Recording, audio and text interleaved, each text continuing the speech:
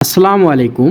আজকে আমরা সপ্তম শ্রেণীর গণিত বইয়ের অনুশীলনী 1.1-এর 1 এবং 2 নং প্রশ্নের সমাধান দেখব।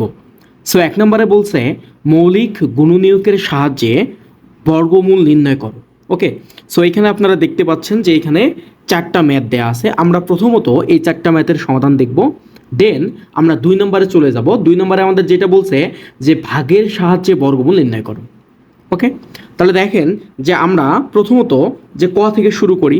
কয়ের যদি আমি সমাধান করি, যে বলছে যে মৌলিক গুণনীয়কের সাহায্যে বর্গমূল বের করো, তাহলে দেখেন 1 6 9 যদি আমি মৌলিক গুণনীয়ক বের করি, তাহলে ভাগ দেন 13 দিয়ে যদি আমি ভাগ দেই, 13 দিয়ে ভাগ দিলে আমাদের কি হবে, 3 13 হচ্ছে 13 গুণন 13 করলে কত হবে আমাদের 169। তাহলে দেখেন যখন 169কে আমি ভাঙাইলাম তখন আমি কি পাইলাম 13 গুণন 13।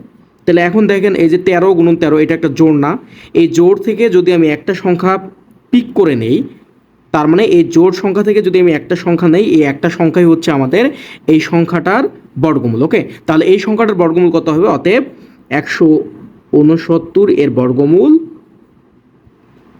13। ওকে, এটা আমাদের একটা গেল। তাহলে দেখেন যে 2 নম্বর সেমভাবে আমরা করব, যে কত আছে আমাদের এখানে 529।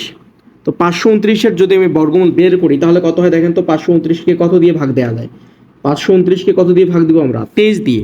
যদি 23 দিয়ে আমি ভাগ দেই তাহলে আমাদের কত হবে 23 হবে। তাহলে দেখেন যদি আমি 529-কে ভাঙাই তাহলে আমি কি পাবো 23 গুণন 23, রাইট। তাহলে যদি এই সংখ্যাটার আমি বর্গমূল বের করতে চাই তাহলে এই যে সেম এটা একটা জোড়া না, 23 গুণন 23 এটা একটা জোড়া না, তো এই জোড়া থেকে আমি একটা সংখ্যা নিব। একটা সংখ্যা যদি আমি নেই 23 নেই, তাহলে এই সংখ্যাটার বর্গমূল হচ্ছে আমাদের এই 23। ওকে, আশা করি আপনারা বুঝতে পারছেন। সেমভাবে যদি এটার ক্ষেত্রে আপনারা করেন, যে 1521-কে যদি আপনি ভাঙান তাহলে কত দিয়ে যাবে, যদি আপনি 13 দিয়ে দেন, 1521-কে যদি আপনি 13 দিয়ে ভাগ দেন তাহলে আমাদের কত হবে দেখেন তো, 13 দিয়ে ভাগ দিলে হবে 100, 13 দিয়ে ভাগ দিলে কত হবে 117। আবার যদি আপনি 13 দিয়ে ভাগ দেন তাহলে কত হবে আমাদের 9। আবার যদি আপনি 3 দিয়ে ভাগ দেন তাহলে কত হবে 3। তাহলে দেখেন যে 1521-কে যদি আমি ভাঙাই, 1521-কে যদি আমি ভাঙাই তাহলে আমি কি পাবো, 1521-কে ভাঙাইলে আমি পাবো 13 গুণন 13 গুণন হচ্ছে 3 গুণন 3। এখন আপনার কাজটা হবে যে সেম সংখ্যা যেগুলা এগুলাকে জোড়ায় জোড়ায় সাজানো। তাহলে 13 13 এটা একটা সেম সংখ্যা, তাহলে এটা একটা জোড়া। আবার 3 3 এটা সেম সংখ্যা, এটা একটা জোড়া। ওকে, তাহলে যেহেতু আমাদের দুইটা জোড়া, তাহলে আমি কি করব, এই জোড়া থেকে একটা পিক করব। তাহলে আমাদের কত নিতে পারি 13। তাহলে এই জোড়া থেকে একটা পিক করব, তাহলে আমি কত নিতে পারি 3। তাহলে এই সংখ্যাটার বর্গমূল হচ্ছে আমাদের 13 গুণন 3। তার মানে কত হবে আমাদের 3 13 কত হয় 39। তার মানে হচ্ছে এই সংখ্যাটার বর্গমূল হচ্ছে আমাদের 39। তাহলে আমাদের অ্যান্সার হচ্ছে 39। ওকে, তারপরে আমাদের যেটা দেয়া আছে এখানে 11,000, দেখেন ঘ নাম্বার 11,025। সো 11,025-কে কত দিয়ে ভাগ দেওয়া যায় বলেন তো দেখি, 11,025। ওকে, তাহলে 11,025-এর যদি আমি বর্গমূল বের করি তাহলে দেখেন ভাই, একবারে যদি আপনি ক্যালকুলেটর দিয়ে করেন তাও করতে পারবেন, অথবা আলাদাভাবেও করতে পারেন। যে 11,025-কে 5 দিয়ে ভাগ দেওয়া যায় মেবি, যে 11,025-কে যদি আমি 5 দিয়ে ভাগ দিই তাহলে আমি কত পাবো, আমি পাবো 2205। এই 2205-কে যদি আমি আবার 5 দ্বারা ভাগ দিই তাহলে কত পাবো